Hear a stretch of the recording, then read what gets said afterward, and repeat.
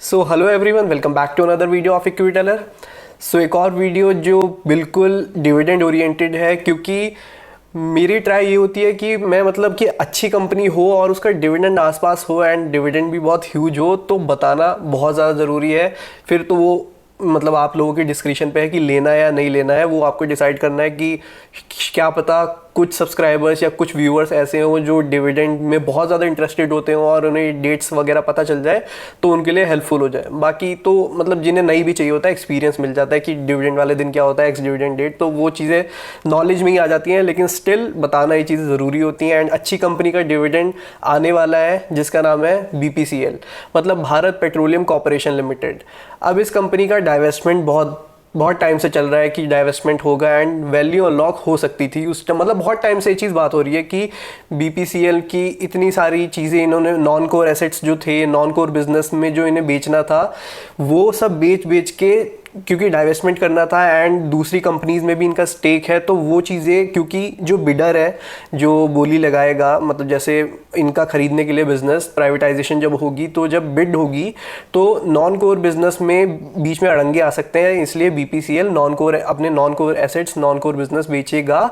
And वही इन्होंने अभी हाल ही में कोई रिफाइनरी बेची थी एंड उसका अभी लास्ट क्वार्टर में ये अनुमान था शेयर होल्डर्स का, क्योंकि वो बेच चुके थे एंड वो जो इन्होंने बेचा है जैसे non core assets and non core business जो भी ये बेचने वाले हैं वो शेयर होल्डर्स को डिस्ट्रीब्यूट करेंगे। एंड इन्होंने जब रिफाइनरी बेची पिछले क्वार्टर में तो शेयर होल्डर्स को अंदाज़ा लग गया था कि ये डिस्ट्रीब्यूट करेंगे शेयर होल्डर में। एंड उस वक्त इन्होंने सिर्फ 5 रुपये का डिविडेंड डिक्लेयर किया एंड लोग बहुत निराश हो गए। लेकिन अब इन्होंने इस क्वार्टर में 5 रुपये का नहीं 58 रुपीज़ का डिविडेंड डिक्लेयर किया है, जिसमें 35 रुपीज़ का स्पेशल डिविडेंड है एंड 23 रुपीज़ का फाइनल डिविडेंड है। तो ये ओवरऑल 58 रुपीज़ का डिविडेंड BPCL ने दिया है, जिसकी एक्स डिविडेंड डेट बहुत पास है, मतलब 16 तारीख।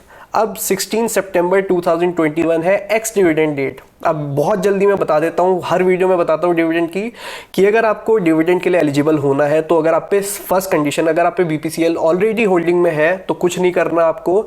16 तारीख मतलब एक्स डिविडेंड डेट को सिर्फ ध्यान में रखा करो। रिकॉर्ड डेट सब साइड में गए, एक्स डिविडेंड डेट।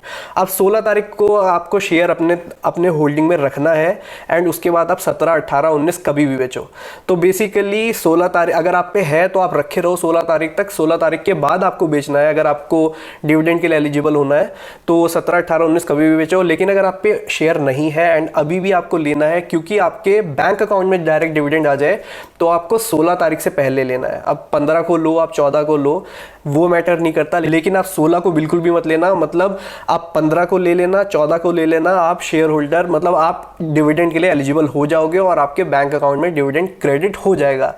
तो आप 14, 15 को खरीदो एंड फिर आप मतलब कल भी खरीद सकते हो, कल 14 तारीख है, 15 को भी खरीद सकते हो 15 तारीख को। लेकिन 15 के बाद अगर आप खरीदोगे तो आप एलिजिबल नहीं होगे। एंड जो कल या परसों खरीद के ले जाएगा उसका भी सेम है कि आपको 16 तक रखना है, 16 को आपको टच भी नहीं करना है। एंड आप 17 को, 18 को कभी भी बेचो, कुछ फर्क नहीं पड़ता, आपके अकाउंट में डिविडेंड क्रेडिट हो जाएगा, that too in bank account. तो यही था कि 58 रुपीज़ का डिविडेंड अनाउंस किया था। एंड जैसे जैसे इसकी डाइवेस्टमेंट बढ़ेगी, जैसे जैसे अपने non core assets, non core business बेचेंगे धीरे धीरे, तो ऐसे ही शेयर होल्डर्स को डिविडेंड के रूप में पैसा मिलेगा। एंड शेयर होल्डर अगर आप लॉन्ग टर्म का व्यू है तो ये पैसा आपको अच्छा खासा कमा के दे सकता है डिविडेंड के रूप में भी। एंड जब इसकी वैल्यू अनलॉकिंग होगी प्राइवेटाइजेशन के बाद तो तब भी। बाकी ये जो प्राइवेटाइजेशन होगी या नहीं होगी, बाकी सरकार बहुत तेज चल रही है इस चीज़ में, लेकिन 1% मान के चलते हैं कि नहीं भी होती है तो थोड़ी प्रॉब्लमेटिक होगा। लेकिन मान के चलो प्राइवेटाइजेशन होगी, मतलब डाइवेस्टमेंट जब होगा तो वैल्यू अनलॉकिंग होगी। एंड जब ये एसेट्स बिकेंगे जो कि नॉन कोर हैं, तब भी डिविडेंड के रूप में अच्छा खासा डिविडेंड, अच्छा खासा पैसा शेयर होल्डर्स को मिलेगा। तो 16 तारीख को है एक्स डिविडेंड डेट, 17 तारीख को है रिकॉर्ड डेट। तो 16 से पहले आपको लेना है एंड आपको 16 को अपनी होल्डिंग में रखना है शेयर। 17 को बेचो, 18 को बेचो, कोई फर्क नहीं पड़ता। तो ओवरऑल 58 रुपीज़ का डिविडेंड है, लगभग 500 रुपये का शेयर है। तो अगर आप 100 शेयर भी लेते हो तो लगभग 6000 का डिविडेंड आपके बैंक अकाउंट में क्रेडिट हो जाएगा। And do mind it, her video में मैं आपको बताता हूँ कि डिविडेंड वाले दिन, मतलब एक्स डिविडेंड वाले दिन, सपोज अगर अगर 500 रुपये शेयर का प्राइस चल रहा होगा तो लगभग जितना डिविडेंड डिस्ट्रीब्यूट करती है कंपनी, मार्केट उतने ही रुपए से शेयर को डिस्काउंट कर देता है। लगभग 60 रुपये के आसपास शेयर गिर जाएगा, फिर बाद में मार्केट फोर्सेस पे होगा कि कितनी जल्दी वो रिकवर होगा एंड अपने 500 के रेट से पार होगा। तो यही था कि 16 तारीख को डिस्काउंट होगा, मतलब शेयर अगर आपने शॉर्ट टर्म के लिए सोचा है, सपोज आपने सोचा है कि 15 को ले जाके 16 को रख लूंगा एंड 17 को बेच दूंगा, तो उससे कुछ ज़्यादा कुछ फायदा नहीं होगा क्योंकि शेयर ऑलरेडी गिर चुका होगा। लेकिन अगर आपका व्यू है 2, ढाई, 3 महीने का, तो आप आराम से रखो, आपको डिविडेंड भी मिलेगा एंड आपका पैसा भी, कैपिटल भी वापस आ जाएगी एंड कैपिटल एप्रिशिएट ही ना हो जाए। तो आई होप ये वीडियो आपको पसंद आई हो, समझ आई हो। तो ये वीडियो को पसंद आई हो तो वीडियो को लाइक करना एंड चैनल पर नए हो, सब्सक्राइब ना किया हो तो गो एंड सब्सक्राइब चैनल। तो मिलते हैं ऐसी अगली वीडियो में, टिल देन शबा खैर, बाय बाय।